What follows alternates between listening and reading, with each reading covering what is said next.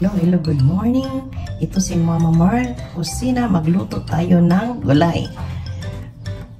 Ito ang ating lulutuin ngayon. Kalabasa with cabbage. And then, lagyan natin ng pork. Lean meat ito, pork.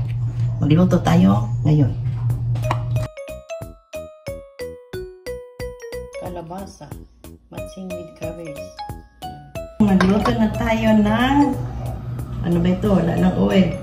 Maliit lang. Lagyan natin ng oil.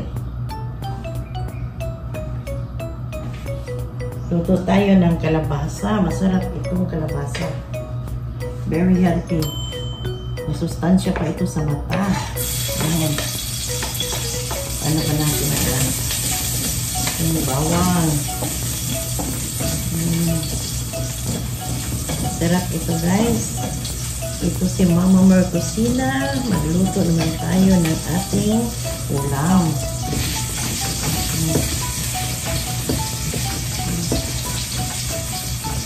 Tingnan natin yung bawang para hindi matikman ng mga bata. Kasi itong mga bata, ayaw nila ng mga lamas. Ito, sibuyas.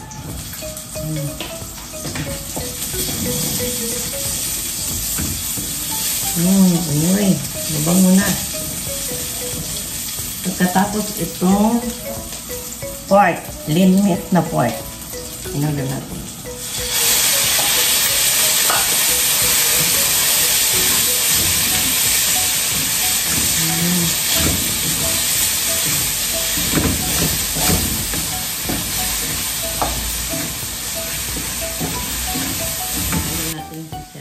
Para maano luto yung pork. Tapos takipan natin, lutuin natin ng mga 15 minutes yung pork para luto siya talaga. Buksan na natin. Tingnan na natin yung pork. Ang sarap ng tingnan. Ayan, ang sarap. Okay. Tingnan natin kung malambot na ba itong pork. Malambot na.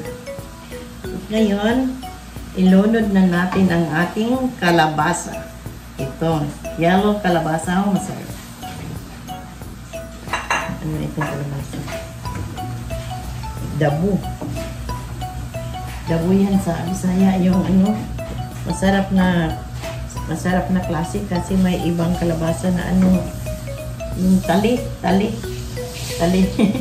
sa Bisaya, dabo yung malawak. Nakipan na naman natin, lutuin natin ng mga 3 minutes yung kalabasa. Okay, tingnan na natin. Tingnan natin kung malambot na ba itong kalabasa. Okay. Ilagay na natin itong cabbage para hindi masyadong malata yung kalabasa para pantay-pantay ang pagkaluto nila. And then, lagyan natin ng kunting asin. Ito lang. Kunti lang. Lagay natin.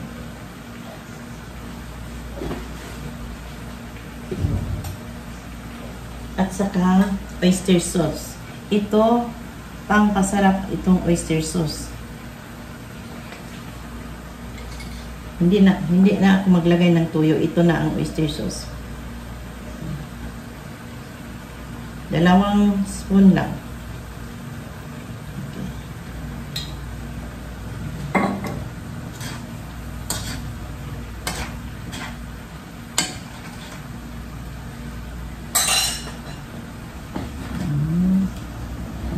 Para mahalo yung oyster sauce para masarap ito. Subukan ninyo mga guys itong kalabasa with cabbage. Masustansya ito lalo na sa ating mga anak, mga apo. Kasi itong kalabasa parang good for the eyes. Vitamins ito para sa mata, di ba? Takipan na naman natin. Lutuin natin mga 3 minutes lang. Luto na. Okay. Ayan. Oh, na.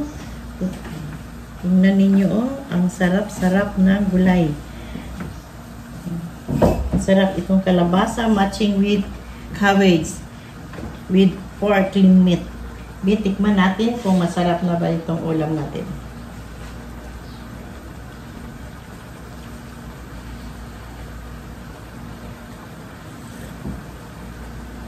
Ang sarap talaga. Masustansya pa itong kalabasa. Masustansya para sa mata. At itong gulay para sa ating health. Kailangan magkain tayo ng gulay palagi.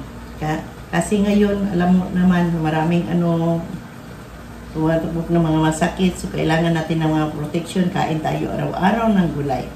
And don't forget, guys, to like and subscribe my blog, Mama Mer Cocina. Bye-bye. Thank you for watching.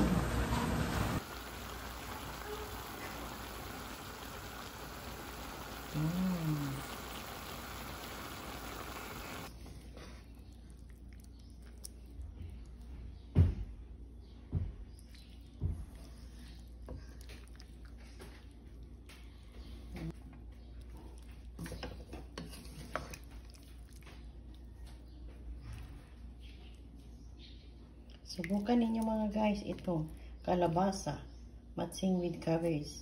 Yan. Kain na. Kain na tayo. Ito ang sarap na gulay.